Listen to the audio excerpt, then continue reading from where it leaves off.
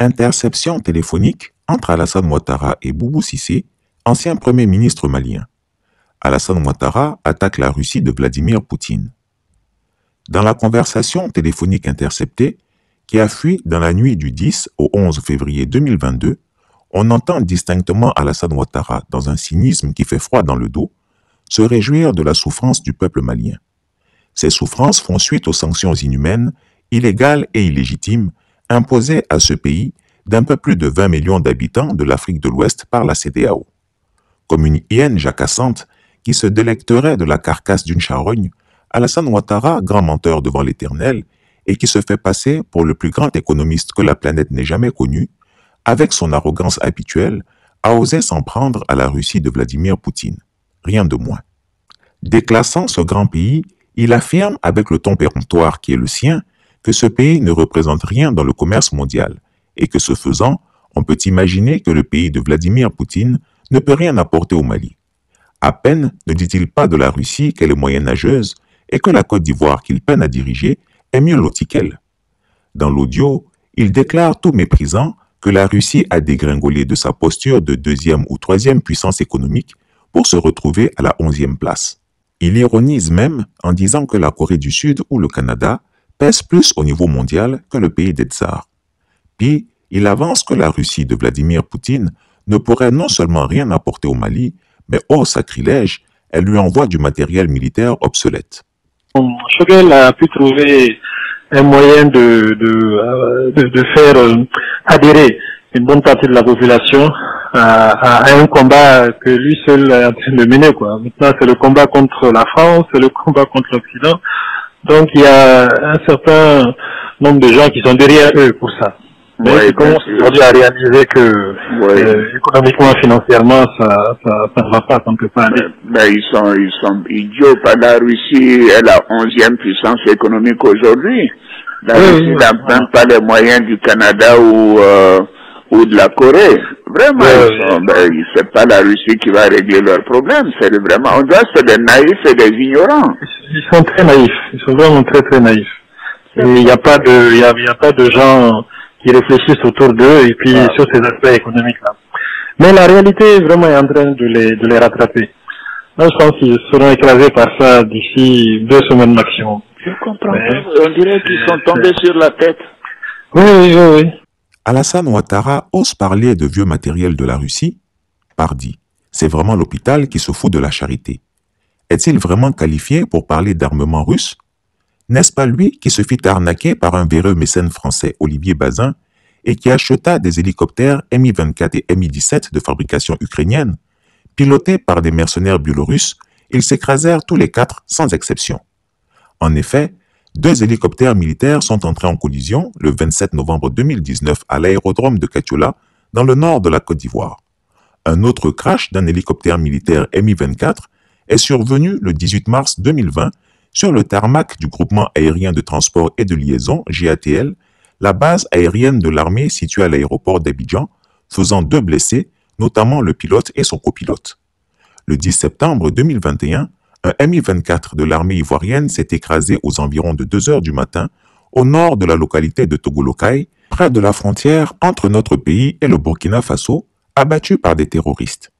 Voilà un malin qui s'arme de matériel reconditionné de 5e main et qui veut donner des leçons aux Maliens. Quelle honte! De plus, dire que la Russie est une micro-puissance économique est infondé et procède d'une analyse biscornue. En réalité, la puissance économique est calculée sur la base du PIB par habitant. C'est pourquoi il faut relativiser la notion de puissance économique mondiale. Ensuite, il y a une différence à faire entre puissance économique et militaire. Être riche ne veut pas forcément dire être généreux non plus. Dire que la Corée du Sud et pourquoi pas la France, l'Italie, le Brésil ou le Canada sont économiquement plus puissants que la Russie prête à sourire. Peut-on mesurer l'économie d'un pays de 50 millions d'habitants et de 100 210 km² comme la Corée du Sud à celle d'un pays de 150 millions d'habitants et de 17 125 191 km² comme la Russie? En ce qui concerne le matériel qui serait fourni au Mali, Alassane Ouattara tombe dans le dénigrement et le mensonge. Un pays qui a 163 satellites militaires dans l'espace, qui dispose du premier missile balistique hypersonique qu'aucun autre pays ne possède, qui a 3113 ogives nucléaires stratégiques, qui est la deuxième puissance militaire mondiale hors nucléaire, ne peut être dévalorisé comme tente de le faire Alassane Ouattara. Mais Alassane Ouattara est un menteur. Et je le répète pour vos auditeurs et pour vos téléspectateurs, il ne faut pas que les gens fassent attention à son esbrouf. C'est parce qu'il est menteur qu'il n'a jamais réussi à arriver au pouvoir depuis 1993. Le mot est fort, menteur. Le mot n'est pas fort. C'est ce qu'il est. C'est la description. Quand la Russie s'engage à soutenir un allié, elle le fait avec efficacité. Qui oserait nier que le soutien et l'assistance militaire russe à la Syrie ont sauvé le régime de Bachar el-Assad, qui faisait face à l'agression d'une coalition occidentale dirigée par les États-Unis. La preuve, sur le terrain, dans leur lutte contre les djihadistes, les forces armées maliennes n'ont jamais engrangé autant de succès que maintenant. Sur le front militaire, les bonnes nouvelles se succèdent les unes après les autres. La libération de la ville de Farabougou est un symbole de la montée en puissance de l'armée malienne, ce qui est loin d'être le cas pour les pays soutenus par la France. On l'a vu, quand harcelé par une rébellion bien armée et bien organisée, qui marchait sur la capitale avec des équipements neufs, Faustin Archange Touadéra a demandé l'aide militaire de la France. Savez-vous ce que Paris lui a apporté comme aide militaire? En tout et pour tout, 1400 Kalachnikov saisis sur les terroristes d'Al-Shabaab en Somalie. Et c'est seulement 600 de ces Kalachnikov qui étaient opérationnels. Toutes les autres étaient vouées à la destruction par l'ONU. Voici le type d'aide militaire que la France apporte à l'Afrique. Sans l'aide militaire de la Russie, qui a déployé des blindés, de l'artillerie lourde, des drones et des véhicules de transport de troupes blindées, Bangui serait tombé et les rebelles soutenus par Jean-Yves Le Drian auraient pris le pouvoir en Centrafrique. De même, on a constaté avec l'aide militaire que la Russie apporte aujourd'hui au Mali, en termes d'avions, d'hélicoptères d'attaque, de véhicules blindés adaptés au combat dans le désert, de drones de renseignement, l'armée malienne a remporté en 7 mois plus de victoires qu'au cours des 10 dernières années de coopération militaire avec la France. L'armée malienne a repris Kidal.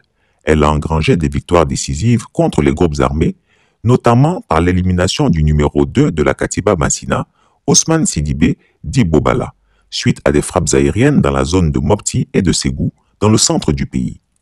Elle a réussi à détruire la base logistique des terroristes dans la forêt de Mizonzo, vers la frontière entre le Mali et le Burkina Faso. Elle a également détruit 2 autres bases logistiques dans le secteur de Diabali, dans le centre du Mali, avec l'élimination de 9 terroristes présumés et la saisie d'une quantité importante d'armements, de motos et de téléphones portables. Aujourd'hui, grâce à la montée en puissance des troupes maliennes, les axes Bandiagara-Sévaré et Bandiagara-Koro-Bankas sont redevenus fréquentés et les populations ont recommencé à s'installer. Les terroristes commencent à reculer et à se cantonner.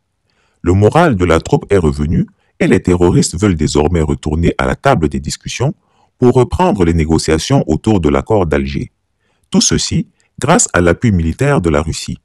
Il est donc mensonger d'affirmer que la Russie n'a fourni au Mali que du vieux matériel militaire rouillé. Seuls les ignorants fiefés s'aventureraient à minorer la puissance militaire russe. En réalité, en servile vassal de l'impérialisme occidental, Alassane Ouattara tremble de tout son être à l'idée de se voir encerclé par des régimes hostiles au néocolonialisme français et déterminé à briser la domination de la France-Afrique sur le continent noir.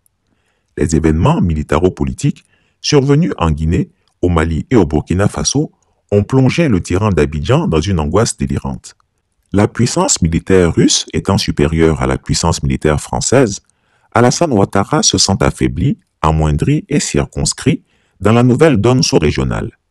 L'alliance russo-malienne peut gober en une seule bouchée tout le dispositif sécuritaire et de défense du despote des lagunes qui affûte désormais ses jarrets pour sauter sa dernière clôture politique. L'audio scandaleux que vous venez d'écouter établit également un outrage diplomatique majeur. Alassane Ouattara s'affiche devant la puissance russe comme un ennemi décomplexé, un dénigreur et un démagogue éhonté. Ceci ne manquera pas d'avoir de sérieuses conséquences diplomatiques et géopolitiques pour le tyran ivoirien. Chris Yapi ne ment pas. Retrouvez Chris Yapi sur son nouveau compte Twitter, ses 2 chaînes YouTube, sa chaîne Dailymotion, Instagram et Mediapart.